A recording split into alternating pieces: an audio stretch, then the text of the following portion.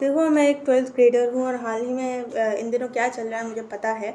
CBSE ने पता नहीं क्या कर दिया है, एनटीए के साथ कोलैब कर दिया है या क्या कर दिया है, मुझे नहीं पता। और मेरी भी एकदम फट के 64 हो रखी है, क्योंकि मेरे भी अगले साल बोर्ड्स है और हमारे बैच के साथ ही या हमारे सीनियर बैच के साथ ही ये सब एक्सपेरिमेंट उनको करना होता है। हर साल एक नया रूल निकाल देता है, पता नहीं सीबीएसई है या बीसी। ठीक है, कोई बात नहीं।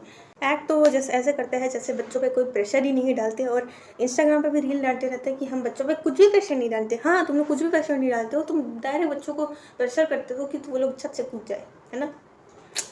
अरे भाई, क्या कर रहे हो यार, क्या कर रहे हो। वो सब क्यों निकाला तुम लोगों ने भाई, मतलब इतनी गंदी चेकिंग हुई ना इस बार। लिटरली सारे बच्चे ट्रॉमेटाइज्ड है, और मैंने सुबह से इतनी सारी वीडियोस देखी है। Half of the population is traumatised due to the results. आधे बच्चों तो रो रहे हैं क्योंकि वो आधी जनसंख्या फेल कर दी गई है। 2 लाख बच्चे फेल हुए हैं। तुम लोग सोच सकते हो 88 रेशियो परसेंटेज से लेके 85% हो चुका है पास रेशियो हमारे सीबीएसई बोर्ड जो इस साल हुए थे, और जिनका चेकिंग ओएसएम मतलब ऑसम तरीके से हुआ था, है ना। ओएसएम चेकिंग हुई थी और पता नहीं क्या चीज़ें चेक हुई है। तब ऐसा तो लग रहा है चेकिंग किए बिना ही नंबर दे दिए गए हैं। सुनने को आया है ब्लर इमेज, ना कुछ, ना किसी का डिवाइस ही काम नहीं कर रहा है। तो भाई एक अल्टरनेटिव तरीका तो रखते कि चेकिंग किसी और तरीके से भी हो जाती है। और ठीक है, रिजल्ट तुम लोग देर से देते हैं, इतनी जल्दीबाजी करने की कोई ज़रूरत नहीं थी, क्योंकि अभी 10th का बोर्ड एग्ज़ाम, फिर सेकेंड बोर्ड एग्ज़ाम होगा। इतनी जल्दीबाजी क्यों करी तुम लोगों ने। थोड़ा टाइम लेते, मैनुअल चेकिंग करवा लेते। क्यों ये सब नए नए टोटके आजमाने हैं हमारे बैच के साथ, और किसी भी बैच के साथ क्यों ही आजमाना है ये सब टोटके। भाई जो चल के आ रहे हैं उनको चलने दो।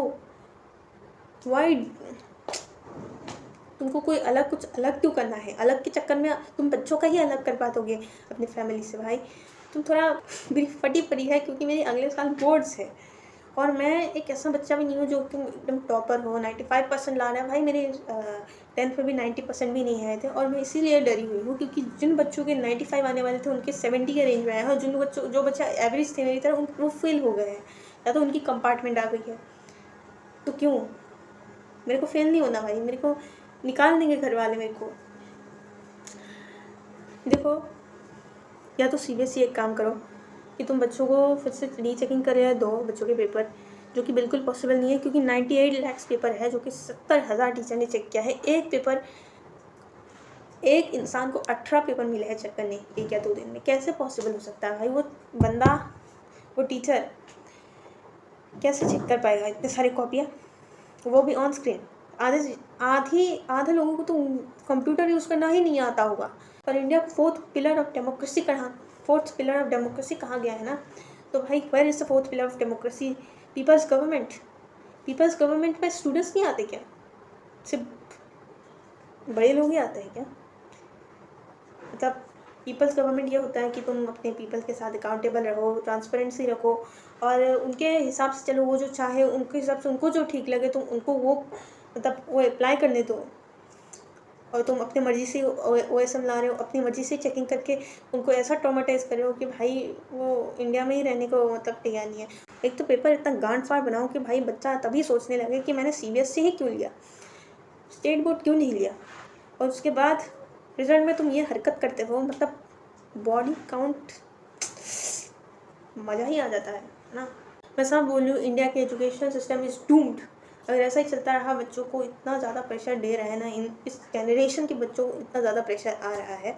तुम लोग बोलोगे कि ये सब तो बहाना है, प्रेशर हमने भी झेला है। नहीं भाई, कंपटीशन, ऊपर से सीबीएसई ऐसी हरकत कर रहा है, ऊपर से एनटीए ऐसी हरकत कर रहा है। भाई क्या चल क्या रहा है। तुम सब लोग कोलैब कर रहे हो तो हमें भी बता दो, हम भी कर लेंगे कोलैब। हम भी ऐसा चेकिंग एनटीए की बात करो तो उनको तो बात बोलनी ही नहीं चाहिए। एनटीए मतलब ऐसी चेकिंग करेंगे कि गांड फट जाएगी, लेकिन तुम्हारा जो पेपर है वो पहले ही लीक हो चुका होगा। तुम्हारी चेकिंग ऐसे करेंगे तो पेपर में चीटिंग नहीं हो पाएगी, लेकिन पेपर लीक ज़रूर होगा, वो भी एग्ज़ाम के एक रात पहले। बहुत बढ़िया, एनटीए सीबीएसई, वेल डन। मतलब इतना अच्छा एजुकेशनल सिस्टम लाया, सैल्यूट भाई, सैल्यूट। इतना अच्छा एजुकेशन सिस्टम जो उसमें भी नहीं होता, क्या बोलते हैं, USA, चाइना, जापान और जितने भी कंट्री है ना, तुम सबसे आगे हो भाई। एट द एंड मैं ज़्यादा बकचोदी नहीं करूँगी, बस यही बोलूँगी CBSE से रिक्वेस्ट है कि भाई देखो, हमारा अगले साल बोर्ड है, मेरी फट के 64 हो रखी है, और जो भी 2026 2027 board batch 12th board batch देख रहा है, प्लीज़ इस वीडियो को बहुत ज़्यादा सपोर्ट दो, क्योंकि अगले साल तुम भी इनके शिकार हो सकते हो। ठीक है, CBSE के शिकार सबको ही है, कोई भी अपना नहीं होता उनके लिए। तो भाई अपने जो सीनियर्स हैं उनको सपोर्ट करो, और हमारे टाइम पे ऐसा ना हो उसके लिए वीडियो को सपोर्ट करो, ताकि ये तब जाए, ऊपर पहुँचे उसको, और तब कुछ तो करे भाई। CBSE मैं रिक्वेस्ट करती हूँ कि फिर से पेपर वो बच्चों को या तो बच्चों को तुम अकाउंटेबल रहो बच्चों से, उनको पेपर एक बार देखने दो कि क्या हुआ है क्या नहीं हुआ है, और एक्चुअल में अगर कुछ ब्लडी इमेजेस थे तो तुम उनको फिर से चेक करो, क्योंकि तुम रिस्पॉन्सिबल हो बच्चों के रिजल्ट के लिए, ना कि बच्चे हैं। मतलब आज तक स्टेट बोर्ड भी इतना लापरवाही नहीं की होगी स्टेट बोर्ड के रिजल्ट चेकिंग में, ना ही ICSE के चेकिंग में इतनी लापरवाही हुई होगी। और NTA को तो बोलना ही नहीं चाहिए, है ना। NTA तो बहुत ऊपर है हमारे NTA साहब, क्योंकि बोलते हैं कि this is not your school exam, क्योंकि स्कूल एग्ज़ाम कभी लीक नहीं होता। सो NTA, क्योंकि तुम्हारा एग्ज़ाम लीक हो जाता है और कोई भी तुम्हारे मुकाबले नहीं कर पाएगा। So thank you so much.